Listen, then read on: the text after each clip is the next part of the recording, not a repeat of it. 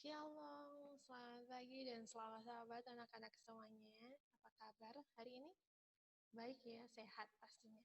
Kita patut mengucap syukur kepada Tuhan karena pagi ini kita masih diberikan kesehatan, kita masih bisa bangun dengan tubuh yang sehat, kita masih bisa bertemu dengan keluarga kita dengan keadaan yang baik tanpa kekurangan satu apapun. Kita juga patut mengucap syukur kepada Tuhan karena pagi ini kita masih diberikan kesempatan untuk bisa berbakti di ibadah PGM pada hari ini. Kita akan mulai ibadah kita, tapi terlebih dahulu kita berdoa ya. Mari tutup mata dan tunduk kepala, kita berdoa. Bapa kami dan Tuhan Yesus juga, terima kasih atas semua berkat-Mu. Engkau telah bangunkan kami pagi ini dengan keadaan sehat, dan pada saat ini Tuhan kami berkumpul di sini. Kami ingin mendengarkan segala firman-Mu, merenungkan segala firman-Mu. Bantu kami Tuhan untuk kami bisa memahaminya dan menerapkan itu dalam hidup kami. Berserah dengan kami sepanjang hari Sabat ini Tuhan, di dalam nama Tuhan Yesus kami berdoa. Pada saat ini kita akan sama-sama mempelajari satu kisah di dalam Alkitab. Nah, kisah ini saya berikan judul, Siapa bilang kamu tidak bisa bersaksi? Nah, anak-anak atau adik-adik masih ingat nggak sih lagu tema Sekolah Sahabat Anak-anak di Gereja?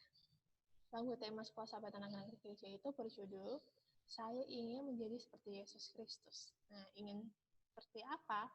Yaitu yang pertama, senang berdoa.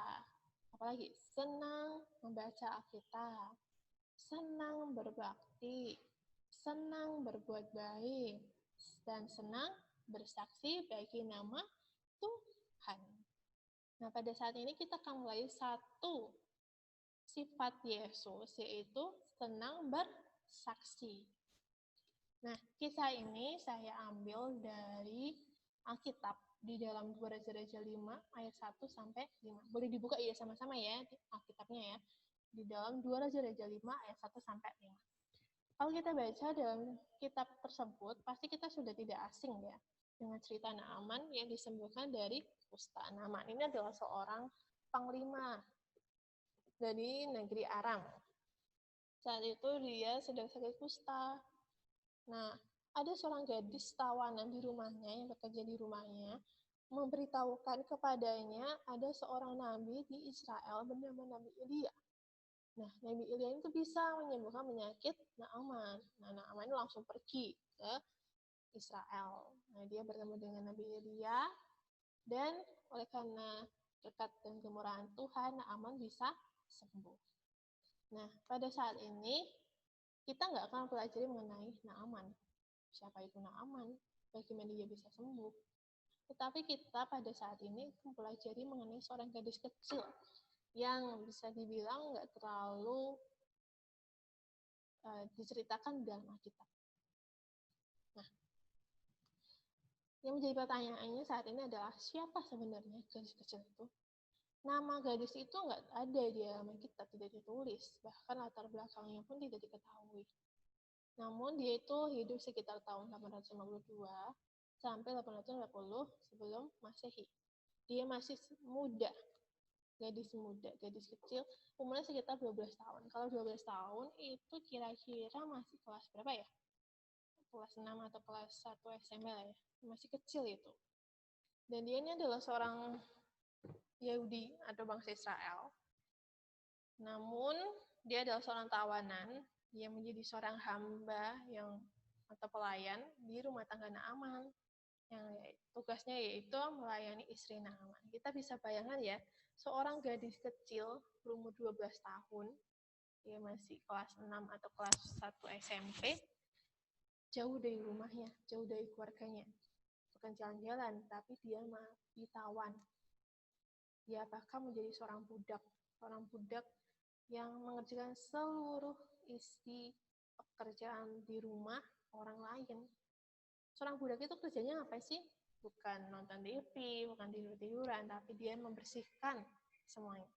Dia menyapu, apalagi dia mengepel, dia mencuci pakaian, mencuci piring, lalu dia juga harus bangun pagi-pagi untuk memasak dan sebagainya. Nah, ini harus dilakukan atau dikerjakan oleh gadis kecil tersebut.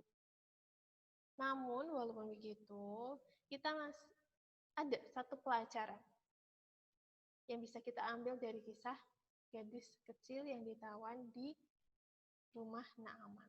Nah, di sini ada 3 sikap yang dimiliki gadis kecil sehingga bisa menjadi berkat bagi Naaman. Yang pertama, yaitu berani bertindak sekalipun hanya perbuatan sederhana yang dilakukan. Sederhana tetapi memberikan dampak yang besar. Apa sih yang dilakukan oleh gadis ini?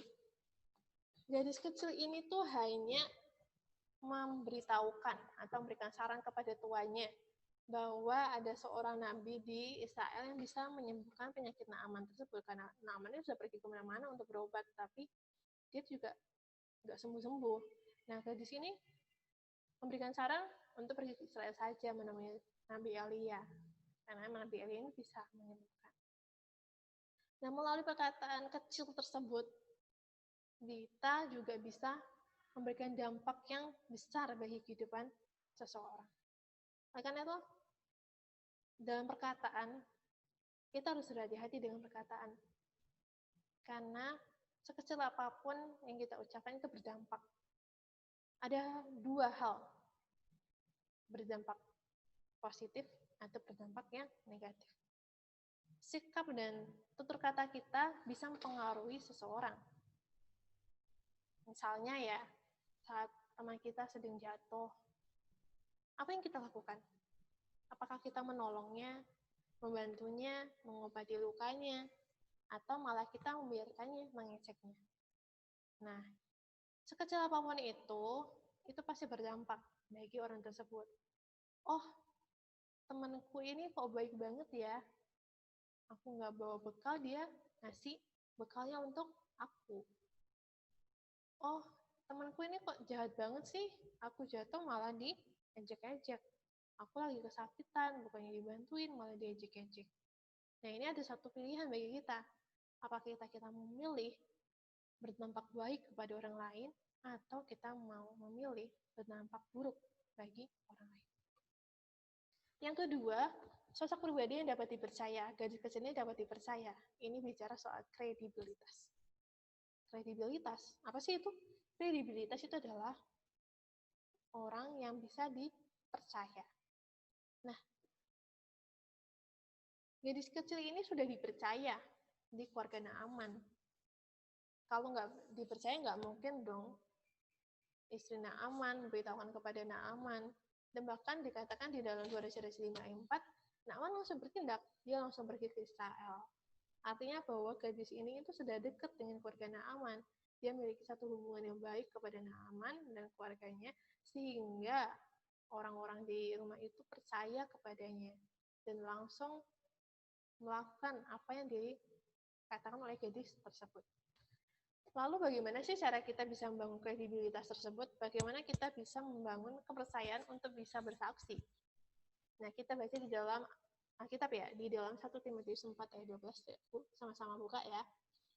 Saya akan bacakan di sini.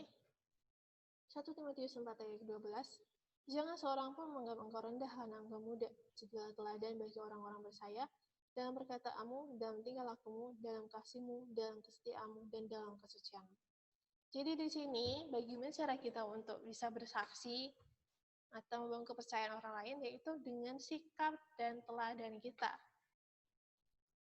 Apakah sikap kita itu mencerminkan Yesus? Ataukah kita mencerminkan orang lain? Nah, seperti Yesus, dia mulai kredibilitas sama apa yang dia katakan dan apa yang dia lakukan sehingga banyak orang mengikutinya. Jadi kalau misalnya kita mau menjadi seperti gadis kecil ini, kita mau menjadi seperti Yesus, kita harus mencerminkan Yesus. Mencerminkan Yesus seperti apa sih? Dengan cara berkata-kata yang baik, bukan kita berkata-kata buruk, mencaci maki orang, mengecek teman, enggak kayak gitu. Tapi saat teman lagi kesulitan, seperti tadi dibantu, saat teman susah dalam memulai pelajaran, kita bantu juga. Tapi bukan bantu dalam mencontek ya. Tapi membantu teman kita saat pelajaran itu supaya dia lebih memahami. Gitu ya. Pokoknya segala hal yang kita lakukan itu harus mencerminkan Yesus. Dan yang terakhir yaitu menyampaikannya dengan yakin tanpa ragu. Simak perkataan yang disampaikan gadis kecil ini. Di dalam 2 Raja 5 yang ketiga. Nyonya, sekiranya Tuhan pergi menemui nabi yang tinggal di Samaria, pastilah nabi itu akan menyembuhkan Tuhan. Perhatikan kata pasti. Modal kita untuk bersaksi adalah keyakinan kita akan kuasa Tuhan. Dan keyakinan kita muncul jika kita memiliki pengalaman hidup bersama Tuhan. Nah, bagaimana sih kita bisa memiliki keyakinan tersebut? Nah, caranya yaitu dengan kita sama-sama bergaul dengan Yesus setiap harinya.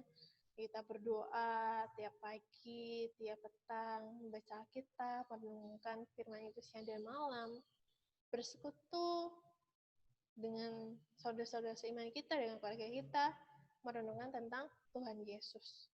Maka kita akan memiliki satu hubungan yang erat. Seperti keluarga ya. Seorang keluarga yang erat hubungannya itu adalah keluarga yang selalu berkomunikasi setiap harinya. Kalau misalnya kita nggak bertemu dengan, misalnya ayah kita ya, ayah kita pergi kerjanya itu di luar kota, dan kita tuh jarang bertemu dengan dia, jarang ngobrol sama dia, pasti hubungan kita juga nggak akan akrab. Nah, begitu juga dengan Tuhan. Kalau kita setiap harinya tidak baca kitab, tidak berdoa, kita nggak akan akrab sama Tuhan. Nah, jadi kalau ingin akrab dengan Tuhan, ingin menjadi sahabat bagi Tuhan, dengan cara kita datang, kita berkomunikasi dengan Tuhan, selayaknya seorang sahabat. Nah, inilah bagaimana sih caranya untuk bisa bersaksi. Cara kita untuk bersaksi itu terdapat di dalam Galatia 5 ayat 22-23. Adik-adik mungkin masih kecil, pasti pernah berpikir ya, aku tuh masih kecil, gak mungkin dong aku bisa bersaksi. Aku belum bisa bersaksi ke orang dewasa. Nah, kita lihat gadis kecil ini, dia bisa loh bersaksi kepada orang dewasa. Bahkan dikatakan itu adalah orang asing, bukan keluarganya atau bangsanya sendiri, tapi bangsa orang lain. Tapi gadis ini berani untuk menceritakan tentang Yesus kepada mereka. Kalau gadis kecil ini aja berani, apalagi kita. Nah, caranya yaitu dengan kita mencerminkan atau melakukan buah-buah roh. Buah-buah roh itu apa sih? Nah, ada satu lagu ya tentang buah roh. Kasih, sukacita, damai sejahtera, kesabaran, kemurahan, kebaikan, kesetiaan, kelemah lembutan, penguasaan diri. Nah, itu yang dari buah-buah roh. Itu kasih. Kita menjalankan kasih Yesus. Kita juga menjadikan damai bagi orang lain. Bukan kita ada di dalam satu kelompok, itu memberikan keemosian. Tetapi kita bisa membawa damai. Kalau kita juga sabar menghadapi orang lain. Lalu kita juga kemurahan hati, kebaikan, kesetiaan, kelemah lembutan, dan penguasaan diri. Nah, jika kita bisa melakukan itu, kita bisa kok bersaksi pada orang lain. Orang lain bakal mengerti atau mendalami kalau kita itu benar-benar memiliki tabiat seperti Yesus Kristus. Orang lain akan gampang percaya kepada kita kalau kita benar-benar melakukannya. Kalau misalnya ya, kita ceritakan, oh ayo dong ikut Yesusku. Gitu.